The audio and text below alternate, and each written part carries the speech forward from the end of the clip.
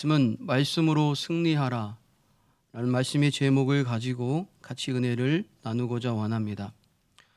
신앙생활에는 단계가 있는 것 같습니다. 그 가장 먼저의 단계는 하나님을 믿고 구할 때가 있어요. 그래서 그때 주님이 보호해 주시고 돌보아 주신다는 것을 인정하게 됩니다. 그 다음 단계에는 하나님의 말씀을 사모하고 진리를 깨닫게 해주시는 것을 기뻐하는 때가 있습니다. 그때에는 하나님의 말씀이 들려지고 믿어지고 사모하는 마음으로 기뻐합니다. 그리고 그 다음 단계를 넘어서면 그 다음은 하나님 말씀 그대로 믿고 행하고 승리하는 때가 있습니다. 다윗의 인생의 절반 이상은 전쟁이었어요. 그런데 그는 그때마다 주님을 의지하였고 주님의 말씀에 귀를 기울였습니다. 그리고 주님의 말씀을 붙잡았습니다. 그런데 그럴 때마다 하나님은 다윗을 보호하여 주셨고 승리하게 하여 주셨습니다. 우리의 싸움은 혈과 총과 칼로 이루는 것이 아니라 우리의 싸움은 혈과 육에 속한 싸움이 아닙니다. 우리의 싸움은 악한 영과 악한 세력과의 싸움이고 세상의 유혹과의 싸움이며 자신 안에 있는 죄성과의도 싸움입니다. 그래서 성도의 삶이라는 것은 영적 전투의 삶이에요. 그러므로 깨어있지 못하고 준비되어 있지 못한 영적 전투에 나가는 병사들은 백전백패입니다. 세상과 싸워 이길 힘이 없기 때문에 백전백패예요. 성도뿐만 아니라 목회자도 깨어있어 영적 전투로 준비되어 있지 못한 목회자는 세상을 이길 힘이 없기 때문에 백전백패할 수 있는 것입니다. 이런 영적 전투에서 승리할 수 있는 가장 중요한 무기는 하나님의 말씀입니다.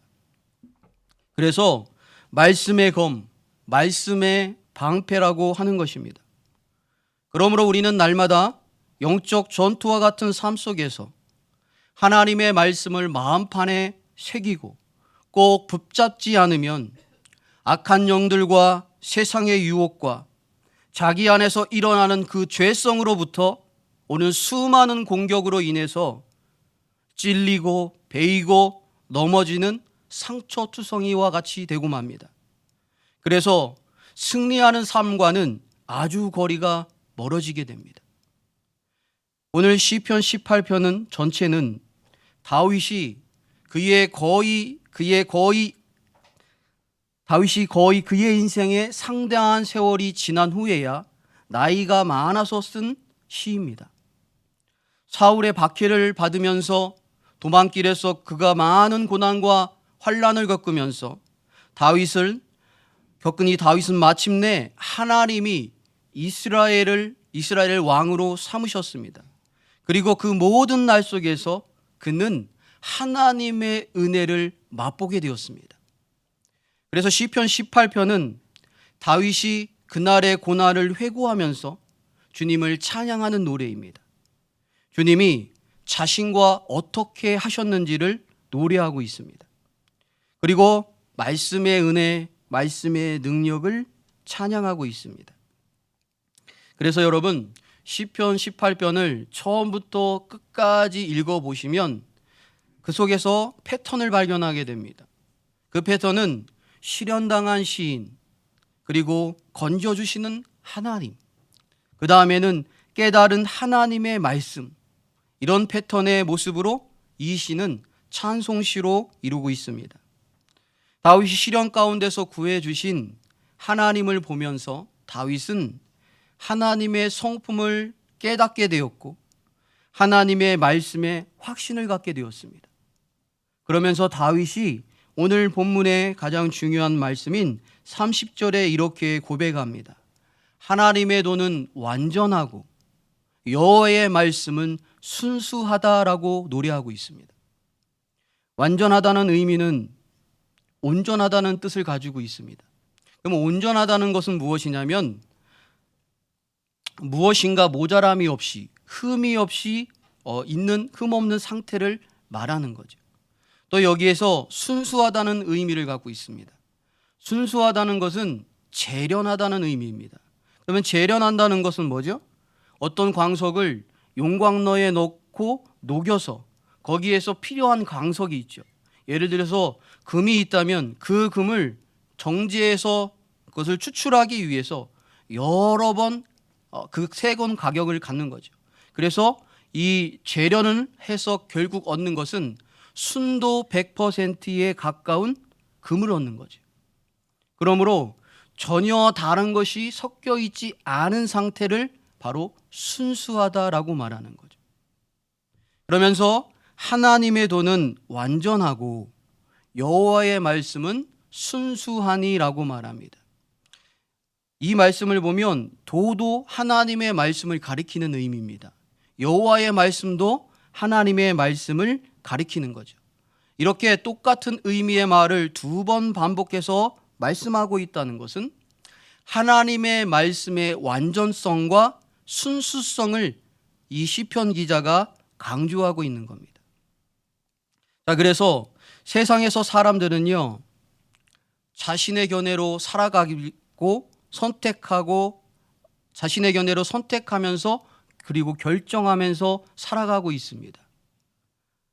이렇게 판단하는 기준이 어디에 있냐면 자신에게 있죠.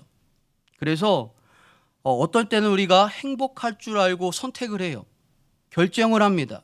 그런데 그것이 불행의 원인이 되기도 합니다.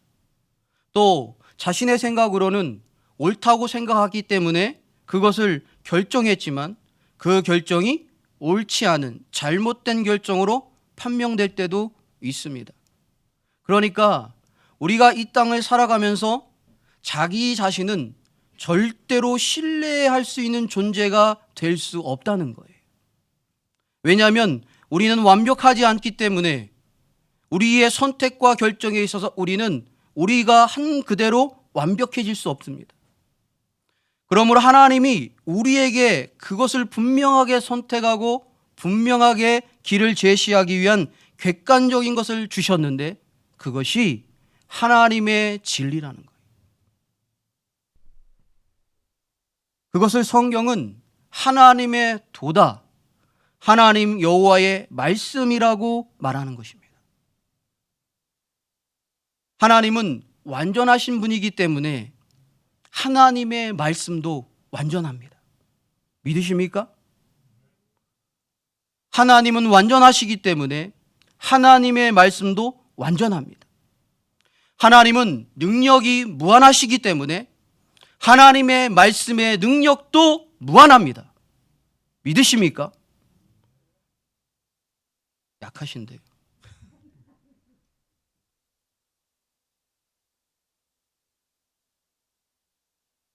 하나님의 능력을 믿는다는 것은 하나님의 말씀을 믿는다는 거예요. 하나님의 말씀을 믿는다는 것은 하나님의 능력을 믿는다는 거예요. 하나님의 능력을 믿는다는 것은 곧 나를 부인한다는 것이고 내 생각을 버린다는 것이고 자기 교만을 버리는 것이고 자기 착각을 버리는 것이고 자기의 이기주의를 버리는 것이고 자기를 다 하나님의 말씀 앞에 버리는 것이 하나님의 능력을 믿는 것이고 하나님의 말씀을 믿는 거예요. 아멘이십니까? 이것이 우리가 진리를 따라가야 할 가장 큰 목적 중에 하나인 것은 진리가 바로 하나님이시기 때문이에요. 그러므로 하나님의 말씀은 완전 물결하여 거짓이 없습니다. 그래서 완전하고 순수한 진리의 말씀대로 순종한다는 그것은 우리에게 말씀 그대로 정확하게 정직하게 돌아옵니다. 다시 말씀을 드리면 하나님의 말씀 그대로 믿고 그대로 순종하면 하나님은 정직하게 그대로 나에게 갚아주신다. 이것이 하나님의 말씀이 우리에게 제시하는 진리라고 이야기하는 척도의 중심 부분입니다. 성도는 정도, 즉 바른 길을 가는 자가 성도입니다. 바른 길은 곧 말씀대로 순종하며 따라가는 길입니다. 말씀대로요. 내 생각이 아니에요. 내 지식이 아니에요. 내 판단이 아닙니다. 내 경험도 아닙니다. 하나님의 말씀대로 순종하며 따라가는 길이에요. 그래서 성도의 삶은 매일매일 자신의 생각과 판단을 하나님의 말씀 앞에 내려놓는 삶이 되어야 하는 겁니다. 매일매일이요. 제가 사실 이 말씀을 준비하고 강단에 서기까지 참 두렵습니다. 이 말씀을 증거하면서도 제 안에는 두렵습니다. 하나님이 저에게 너는 얼마나 일주일 동안 말씀을 붙들고 네 생각을 버리고 나를 의지하고 말씀을 의지하며 하나님 아버지 앞에 나아가기를 애쓰다가 주님의 날을 맞이하고 있느냐 물으신다면 저는 개인적으로 하나님 보시기에 전 너무나 부끄럽습니다.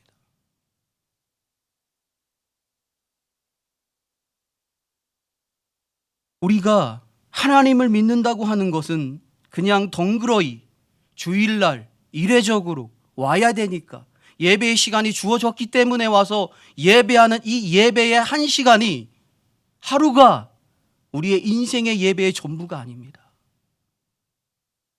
하나님은 그러기 위해서 일주일에 한 번 여러분을 통해서 저를 통해서 영광 받으시려고 우리에게 믿음을 선물로 주시고 십자가의 대속의 그 참혹한 고통을 대신 지신 분이 아니라는 거죠.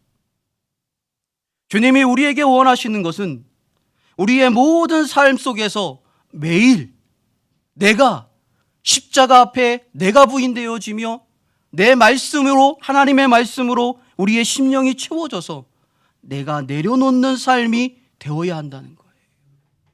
그런데 자기가 살아 있습니다. 여전히 자기가 살아 있어요.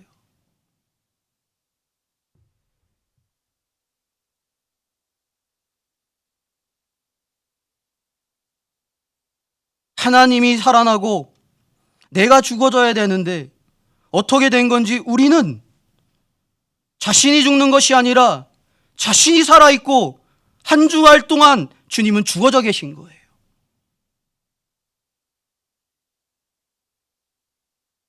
여러분 스스로 생각해 보십시오. 나는 일주일 동안 월요일부터 토요일까지 주님을 위해서 한 일이 무엇이 있는가? 얼마나 주님을 위해 주님의 일을 위해 충성되이 달려갔는가? 한 문화 받은 자와 같이 10문화를 남기기 위해서 충성되이 다름질했는가? 아니면 5문화를 남기기 위해서 나는 다름질을 했는가? 5달란트 받은 자와 같이 5달란트를 남기기 위해서 나는 끊임없이 하나님의 말씀 안에 나를 복종시키며 내가 하나님 아버지 앞에 만들어지지 못하는 것을 애통하며 나는 얼마만큼 달려가는 한 주간의 삶을 사다가 주님의 말씀에 주님의 은혜에 주님의 예배에 사모함으로 이 성전에 나와 있는가? 우리는 우리 스스로를 자문해 보아야 됩니다. 우리가 한 주간을 어떻게 살아가든 우리의 인생은 흘러갑니다. 내가 주님 아버지 앞에 충성되게 살아가도 우리의 인생은 한 주간이 흘러가지요. 내가 하나님 없이 내 생각과 내 고집과 내 판단과 내 결정을 이루면서 나의 육신의 만족을 위해서 열심히 달려가는 일주일을 살아가도 인생의 시간은 흘러갑니다. 그러나 예수님이 서시는 재림의 때가 오면 하나님 아버지 앞에서는 인간의 개개인적인 심판의 때가 오면 주님은 반드시 우리의 살아놓은 그 삶을 가지고 우리에게 물으실 거고 판단하실 것이고 그것에 대해서 심판하실 것입니다. 사람 보기 위해서 제발 신앙생활 하지 마세요. 사람 보이기 위해서. 사람은 아무것도 아닙니다. 태어나서 안 죽는 사람이 있습니까? 다 죽습니다. 죄송한 말씀이지만.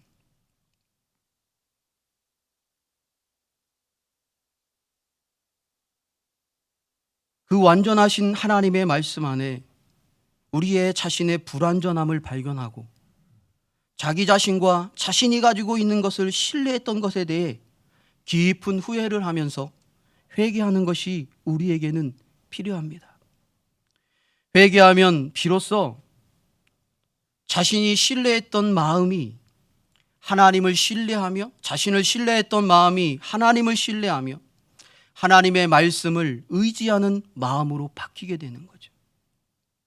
다윗은요, 고난과 역경 가운데서 늘 하나님을 의지하며 하나님의 말씀의 인도함을 받으며 하나님의 말씀에 순종하는, 따라가는 삶을 살았습니다. 그래서 그는 언제나 심령의 주님을 모시고 마음에 하나님의 말씀을 깊게 두었습니다. 이것이 하나님 마음에 합한 다윗의 믿음이었습니다. 그래서 사도행전 13장 22절에 이렇게 말씀하시죠. 다윗을 왕으로 세우시고 증언하여 이르시되 내가 이새의 아들 다윗을 만나니 내 마음에 맞는 사람이라 내 뜻을 다 이루리라. 개역 한글에는 내 마음에 합한 사람이라 내 뜻을 다 이루리라 말합니다. 또 열왕기상 3장 6절에 보면 솔로몬이 자기 아버지에 대해 이렇게 증언합니다.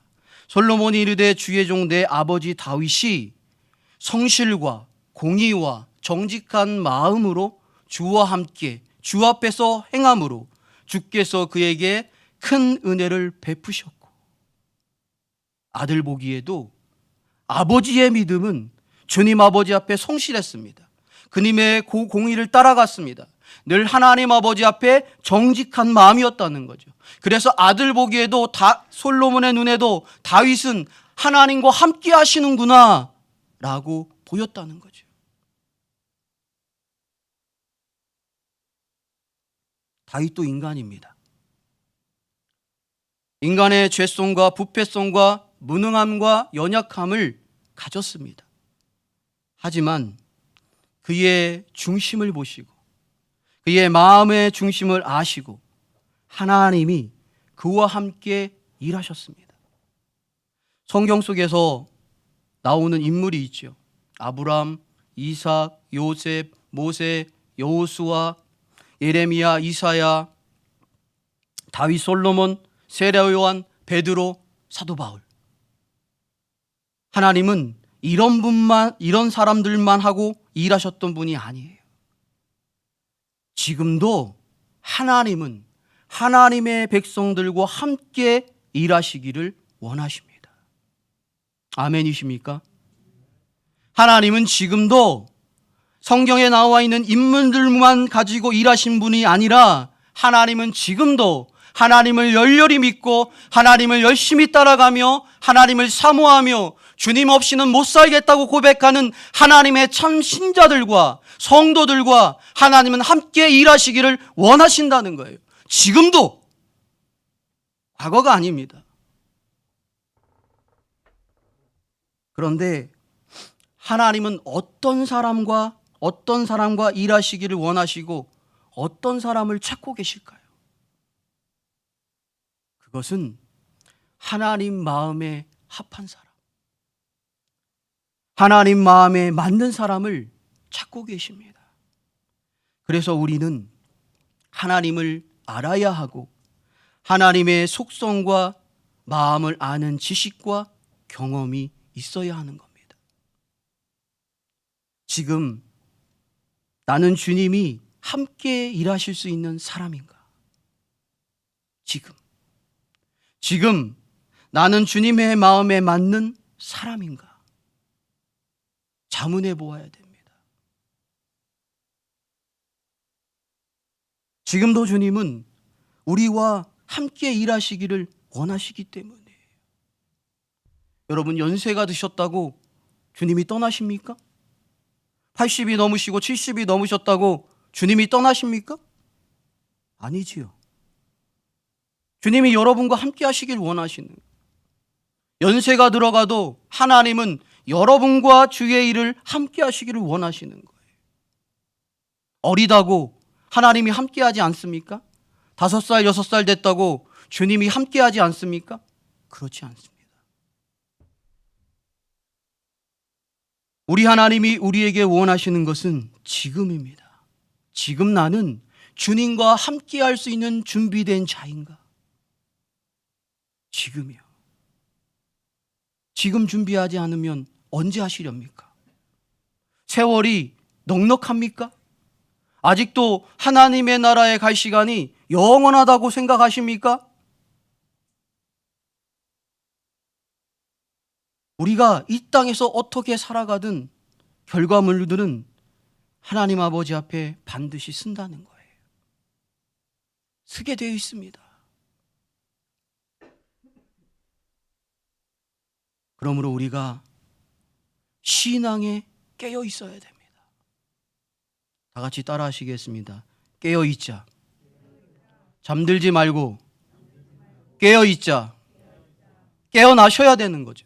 깨어 있어야 되는 거죠. 깨어 있는 자만이 진리를 사모할 수 있고 말씀을 따라갈 수 있고 하나님의 살아계심의 은혜를 경험할 수 있고, 그래서 세상이 두렵지 않은 거죠. 염려가 두렵지 않는 거죠. 고난이 두렵지 않을 수 있는 것입니다. 근데 졸고 계세요. 깨어있지 못하고 계세요. 안타깝습니다. 잠언 3장 5절과 6절에 보면 이렇게 말합니다. 너는 마음을 다하여 여호와를 신뢰하고 내 명철을 의지하지 말라. 너는 범사에 그를 인정하라. 그리하면 내 길을 지도하시리라.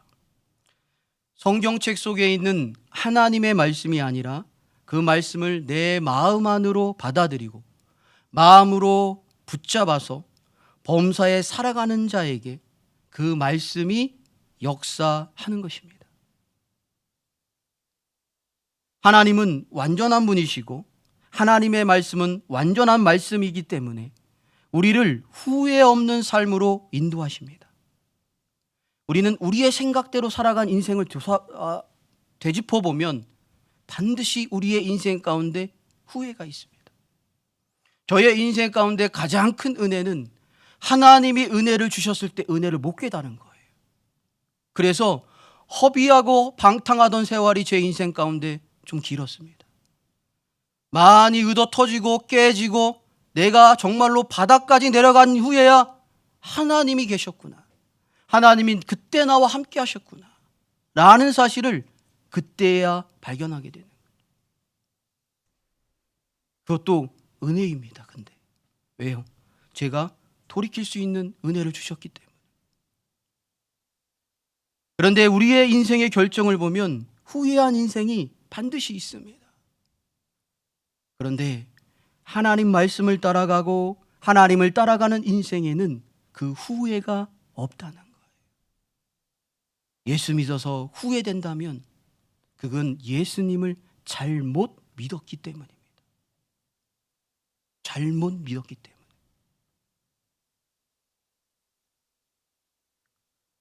때로는 말씀대로 행할 때 그것이 큰 고통이고 큰 손해인 것 같아 보일 때가 있습니다. 그러나 그 말씀을 굳게 붙들 때 그 말씀의 판단이 옳았다는 것을 시간이 지나면 깨닫게 됩니다. 성도는 하나님의 말씀의 은혜와 말씀에 순종할 때 따라오는 그 하나님의 약속의 성취를 경험하면 경험할수록 하나님의 말씀이 참됨을 더욱 정확하게 느낄 수 있습니다. 그래서 사람들은 이렇게 생각하죠. 사람들은 자신이 원하는 대로 다 되면 행복할 거라고 생각합니다. 그런데 그렇지 않습니다. 완전하지 못한 우리 인간은 완전하신 하나님이 주시는 말씀이 제시하는 대로 그 진리를 따라 살려고 할 때 가장 행복한 삶을 살 수 있는 겁니다. 진리가 주는 기쁨이 있어요. 진리를 먹어본 자는, 진리를 순종해 본 자는, 진리를 경험해 본 자는 진리가 주는 기쁨을 합니다. 그래서 그 기쁨을 있기 때문에 완전함에 도달하지 못할지라도 항상 진리 편에서 말씀을 따라가는 사람, 그 과정 가운데서 그는 행복을 느끼는 거예요. 여러분이 자녀를 키울 때 과정 가운데서 행복을 느껴야죠. 결과물을 놓고 행복을 느낄 수 있겠습니까? 내가 아들한테 이만큼 투자했으니까 나중에 내가 70, 80 노인이 되면 아들이 이만큼 나에게 대우해 주겠지. 계산하고 자녀를 키우는 사람이 없죠. 행복을 미을이 나중에 받을 것을 예상하고 하는 사람은 없죠. 우리가 자녀를 키워나갈 때 그 순간순간 그 아이가 성장하고 말해 나가고 걸음마를 하고 판단하고 자기의 의사를 분별하고 그렇게 한 사람의 사람으로서 인격체로서 서서히 성장해 나가는 그 기쁨. 그래서 그 기쁨 속에 오는 그 행복감. 그것이 가정의 기본의 행복의 출발점인 거예요. 그런데 오늘날 자칫 잘못해서 흘러가는 것이 뭐죠? 너무나 지나친 기대감을 갖는다는 거예요. 자녀에 대해서. 그러면 만족도가 떨어집니다. 여러분, 공부를 못했던 아이가 성적이 올라갈 때 부모가 만족감을 더 느낄까요? 아니면 잘했던 아이가 성적 몇 점 올라가는 것으로 부모님이 만족감을 더 느낄까요? 대부분 공부를 잘하는 친구들도 자기의 성적이 1, 2점 차이를 가지고 만족을 잘 못 느낍니다. 그런데 바닥에서 있던 친구라든지 잘 안 했던 친구가 한번 시도를 해보니까 성적이 올라가고 자신감이 생기고 거기에 대한 행복과 만족감이 더 올라가게 되는 거죠. 욕심을 버리면 사실은 더 행복해지는 겁니다. 욕심을 버리고 그 안에 아무것도 비워놓는 것이 아니라 하나님의 말씀으로 우리의 심령에 채워놓고 그 말씀을 따라가고 힘들어도 그 말씀 순종하고 어려워도 그 말씀 순종하려고 애를 쓰고 내 능력과 내 결정으로 하기엔 너무나 어려운 말씀이라면 하나님의 은혜와 능력을 간구하면서 그 하나님의 말씀을 순종하며 나아가는 그 가정 가운데 하나님은 세상에서 줄 수 없는 행복과 은혜를 우리의 심령 가운데 분명히 주실 것입니다. 실제 전쟁터에서 목숨을 지켜주신 주님의 심령을 경험한 다윗, 그리고 말씀의 은혜를 생생하게 경험한 이 다윗이 30절 하반절에 이렇게 얘기합니다. 여호와의 말씀은 순수하니 그는 자기에게 피하는 모든 자의 방패시로다라고 고백합니다. 이 말씀은 하나님이 친히 방패가 되어주시겠다는 것이고 다윗이 이것을 고백한 의미는 하나님의 말씀을 의지하는 자에게는 하나님의 말씀이 방패가 되어준다는 것을 경험함으로 고백한 것입니다. 그래서 하나님은 언제나 우리를 지켜주시는 분이지만 우리가 하나님을 신뢰하고 믿고 하나님 말씀대로 행하는데 우리 자신을 다 던져보았을 때 우리는 하나님의 말씀이 우리를 지켜주신다는 것을 그때 경험합니다.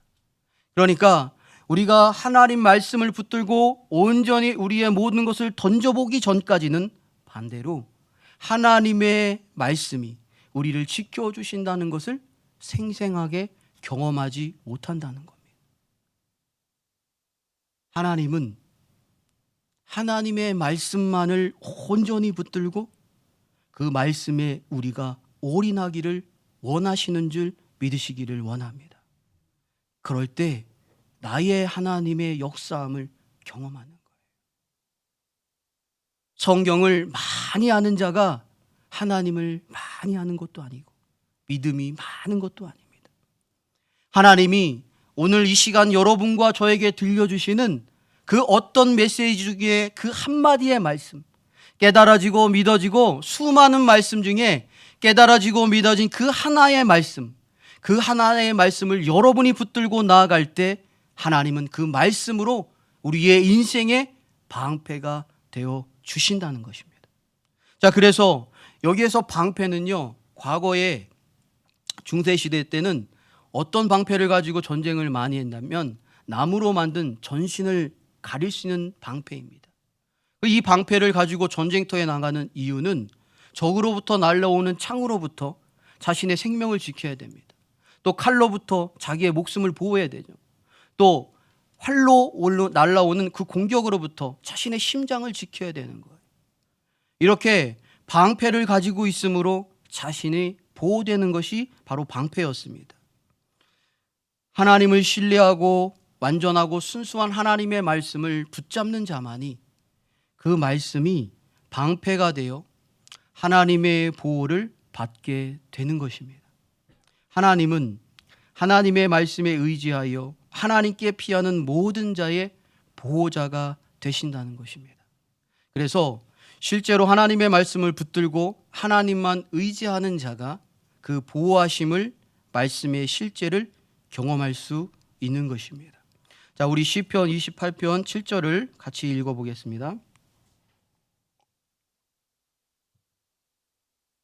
시편 28장 7절.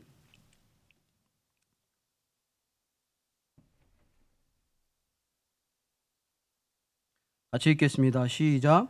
여호와는 나의 힘과 나의 방패시니 내 마음이 그를 의지하여 도움을 얻었도다. 여기까지만 읽겠습니다. 여호와는 나의 힘과 나의 방패시니 내 마음이 그를 의지하여 도움을 얻었도다. 다윗의 고백입니다. 주님을 의지하였던 그 다윗이 주님이 나의 힘이 되셨다. 주님이 나의 방패가 되셨다. 내가 주님의 도움을 얻었다라고 고백하는 겁니다. 여러분, 정말 주님을 믿는다는 것은 머리로 하는 것이 절대 아닙니다. 주님을 믿는다는 것은 주님을 의지하는 겁니다. 따라 하시겠습니다. 주님을 믿는다는 건 주님을 의지하는 것이다. 정말 의지하니까 그 의지하였던 자에게는 주님이 나의 힘이 되시고 주님이 나의 방패가 되시고 주님이 나의 도움이 되셨다는 것입니다. 우리는 말씀의 방패를 가지고 살아가고 있습니까? 우리가 살아가는 현실은 만만치가 않습니다.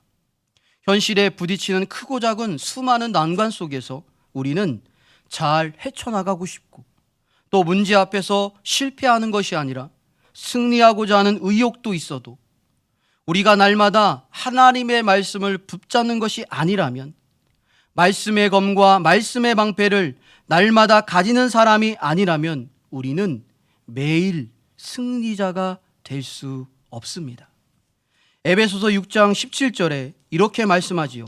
성령의 검, 곧 하나님의 말씀을 가지라. 가지라. 가지라고 말하고 있습니다.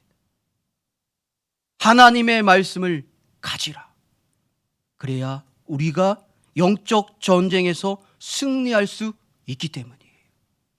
아는 것으로는 승리하는 게 아닙니다. 가져야 되는 거죠. 내 것으로 삼아야 되는 거죠. 내 것으로 삼는 자가 전쟁터에 나가서 그 무기를 휘두르며 적군을 규합하며 승리하며 나가는 하나님의 귀한 하나님의 친백성의 용사가 될 수 있는 것입니다. 하나님은 하나님의 자녀된 우리가 승리하기를 원해요. 배전병처럼 세상 속에 낙심하고 염려 속에 짓눌리고 세상의 욕심 속에 깔려있는 그런 어리석은 신앙의 인생을 살다가, 힘없는 인생으로 살다가, 능력 없는 인생으로 살다가 하나님 아버지 앞에 오는 것이 아니라 매일매일의 삶 속에서 하나님의 자녀답게 하나님의 말씀을 의지해서 승리하며 살아가는 삶으로 주님께 찬양하며 영광 돌리는 삶을 살아가기를 하나님은 원하신다는 거예요. 우리가 패배하는 자가 아니라 승리하는 자가 되기를 원하십니다. 그래서 가르쳐 주신 것이 하나님의 말씀을 가지라는 거예요. 오늘 이 시간부터 여러분 다 같이 결심했으면 좋겠습니다. 따라 하시겠습니다. 오늘 많이 시키는데 죄송합니다. 하나님의 말씀에 검을 갖자. 승리하시기 원합니다. 하나님의 말씀의 검을 오늘부터 결심하시고 가지고 계시는 여러분이 되기를 진심으로 원합니다. 여러분, 가지고 있다는 것은요, 현재 가지고 있는 거예요. 그러면 현재 가지고 있다는 것은 뭐죠? 지금 활용할 수 있다는 거예요. 지금이요. 현재 시련과 박해와 유혹과 핍박과 염려 속에서 대항하고 맞서기 위해 지금 가지고 있는 하나님의 말씀이 있어야 합니다. 성경책 속에 있는 말씀이 아니라 내 기억 속에 있는 말씀이 아닌 지금 우리에게 힘을 주시고 살아있게 하는, 승리하게 하는 그 말씀이 우리의 심령 속에서 역사하고 있어야 하는 거예요. 어제 승리했어도 오늘 나를 승리하게 하는 말씀이, 말씀의 은혜의 그 심령이 내 안에 있어야 하는 거야. 그래야 오늘 승리할 수 있습니다. 반대로 어제 실패했어도 패배했어도 오늘 나를 승리케 하는 오늘 말씀이, 또 말씀의 은혜가 나의 심령에 있으면 오늘 나는 승리할 수 있는 것입니다. 하나님의 말씀을 사모하지도 않고 하나님을 경외하지도 않고 하나님을 사랑하지도 않는 그런 불신앙적인 태도를 반복하는 자가 어떻게 승리하는 삶을 살 수 있겠습니까? 하나님의 마음은 우리가 말씀을 꼭 붙잡고 말씀을 방패 삼아서 시련과 박해와 유혹과 염려에서 승리하는 자가 되기를 원하시는 것입니다. 우리는 자기 자신을 믿고 존재하는 존재가 아니라 진리의 보호가 필요한 존재입니다. 우리는 하나님의 말씀이 우리의 방패가 된다고 믿고 방패가 되어 우리를 날마다 지켜주시는 그 말씀을 사모하고 하나님의 말씀을 진심으로 사랑하는 자가 되어야겠습니다. 여러분, 그러려면 날마다 성경을 읽으셔야 됩니다. 그냥 읽으시면 안 되고 잠언이 됐든 시편이 됐든 요한복음이 됐든 쉬운 성경을 선택하셔서 그 성경을 쭉 한 장을 읽어 나가시면 돼요. 읽다가 마음에 감화가 되는 말씀이 있으면, 마음에 찔리는 말씀이 있으면 그 구절에서 멈추고 다시 그 말씀을 반복해서 읽으십시오. 그리고 마음의 말씀을 되새기며 묵상하십시오. 그런 과정 가운데서 성도의 심령 가운데 계신 성령님의 감화하심이 보여지고 나타나는 거죠. 감화라는 것은 선한 영향력을 받아서 생각이나 감정이 바람직하게 변화되는 것을 감화라고 말합니다. 그래서 하나님의 말씀을 이렇게 읽다 보면, 묵상하다 보면 선한 영향력의 생각들이 오는 거예요. 그래서 어떤 말씀은 나를 막 찔릅니다. 그래서 회개케 하는 거예요. 또 어떤 말씀은 나에게 막 용기를 줍니다. 그래서 그 말씀을 붙들고 힘이 솟고 용기가 솟게 되는 거예요. 그래서 주님이 점점점 우리의 심령 가운데 그 말씀의 은혜를 경험하게 하시고 날마다 말씀으로 방패를 삼게 하여 주시는 거예요. 그러므로 우리가 날마다 주의 말씀을 상고하는 자가 되기를 원합니다. 성도는 말씀의 은혜, 말씀의 감화가 그 심령에 있을 때요, 하나님께서 공급해 주시는 새로운 힘을 부여받을 수 있습니다. 여러분, 공적인 예배를 통해 은혜를 받으시든지 아니면 개인적인 경건 생활을 통해서 은혜를 받았든지 성도는 은혜 받은 그 말씀, 깨달은 그 말씀을 붙들고 간절히 기도해야 합니다. 말씀의 감화는요, 우리를 바른 기도를 하게 만들어요. 그리고 우리를 깊이 있는 기도를 하게 만들기 때문이에요. 그래서 말씀의 빛이 우리의 마음에 들어오고 그 말씀의 빛이 우리의 마음에 들어올 때 우리의 죄를 회개하게 하고, 그러므로 우리가 하나님께서 진정으로 원하는 것이 무엇인지를 알게 됩니다. 그리고 그 말씀을 깨닫고 기도하는 이에게는 실제로 그러한 삶을 살아갈 수 있는 힘을 하나님께서 주시는 거예요. 사도 바울이 누구보다도 고난의 인생을 산 선지자입니다. 예레미야, 이사야도 구약에서 누구보다도 고통의 인생을 살아간 선지자입니다. 그러나 그들이 그 사명을, 인간이 감당할 수 없는 그 고통을 다 감수하며까지 주님의 말씀을 순종하며 따라갈 수 있었던 것은 그 말씀을 순종했을 때, 그들이 깊은 기도 속에 은혜를 입을 때 주님이 함께 하심을 그들은 알았기 때문이에요. 여러분, 우리는 주님을 제발 아는 자가 되기를 원합니다.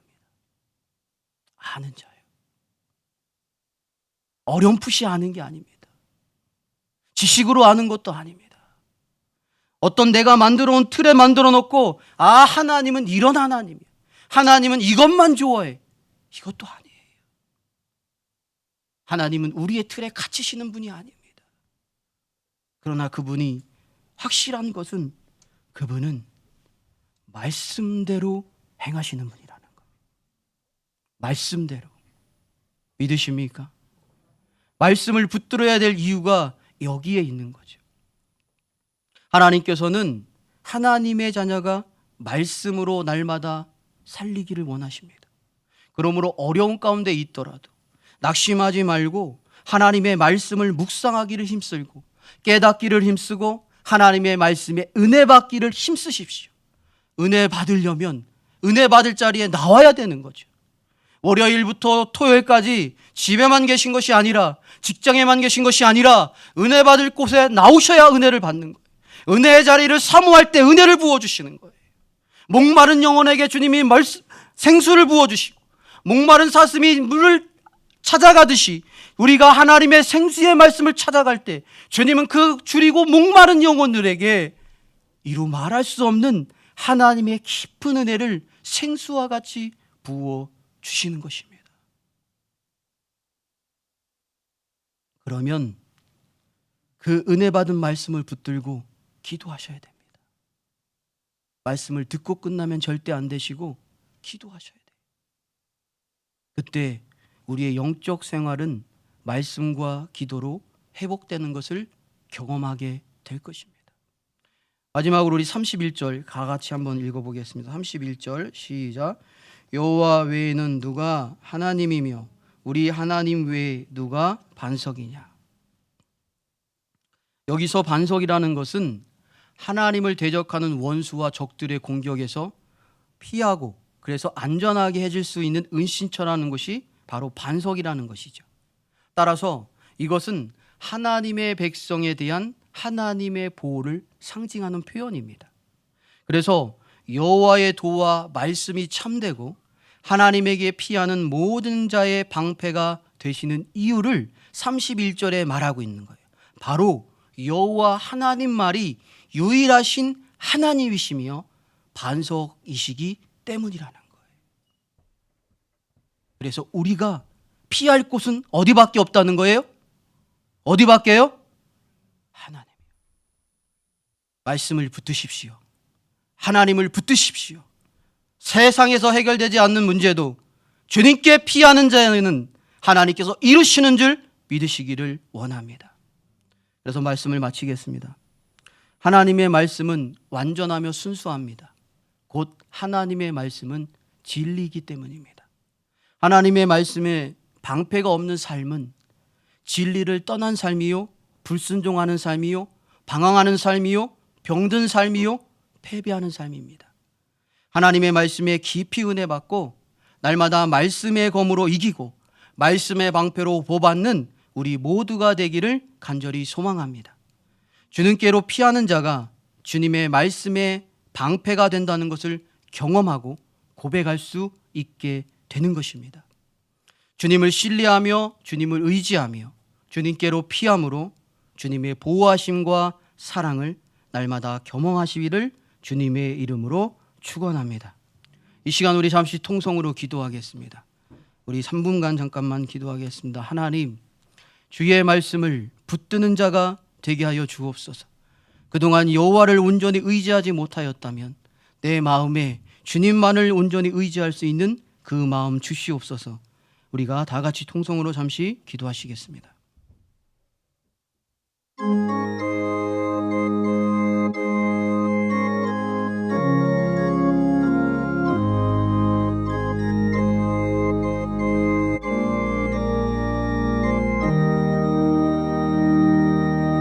살아계신 하나님, 역사하시는 주님, 말씀으로 역사하시고 우리에게 말씀으로 능력을 주시고 말씀으로 우리의 방패가 되어주시는 하나님의 사랑을 감사합니다. 하나님을 그동안 너무나 붙들지 못하고 유리방황하는 심령으로 하나님의 말씀을 붙들지 못함으로 방황하는 삶으로 살아갈 때가 하나님 너무나 많습니다. 하나님의 말씀을 내 신비에 새기지 못하여 승리하지 못하고 패배하며 좌절하며 낙심하며 아버지 하나님 고통당하며 살아갈 때가 너무나 많습니다. 주님, 우리 이 말씀 붙들고 말씀으로 승리하는 삶을 살아갈 수 있는 우리가 되게 하여 주옵소서. 힘들고 어려울 때, 고통 가운데 있을 때 주의 말씀을 더욱 붙드는 자가 되게 하시고 그 말씀대로 일하시고 그 말씀대로 역사하시는 그 하나님을 하나님 참으로 붙들을 수 있는 이 영혼의 믿음이 되게 하여 주옵소서. 하나님, 사랑하는 우리 영혼들이 진리 안에 서기를 원합니다. 하나님을 앙망하는 신학이 되기를 원합니다. 주님을 갈망하는 자들이 되기를 원합니다. 주님 아버지 앞에, 말씀 앞에 내 자신을 돌아보는 자가 되기를 원합니다. 주님, 너무나 부족합니다. 한 주간의 삶을 돌아볼 때 주님 아버지 앞에 드린 것 없고 주를 위해 충성한 것 없고 주를 위해 헌신한 것 너무나 부족하고 하나님께 영광 돌리지 못한 것, 아버지 하나님, 내 안에 있는 죄성으로 인하여 내가 번민하고 죄를 짓고 살아가는 어리석은 삶을 살다가 하나님 주님 전에 나와 이렇게 주님께 예배할 수 있게 하여 주시니 하나님 또한 은혜를 감사하오니 주여, 이 시간에도 하나님의 크신 은혜를 부어주시고 날마다 깨어 주님을 바라보는 믿음이 되게 하여 주시옵소서. 예수님의 이름으로 기도하옵나이다.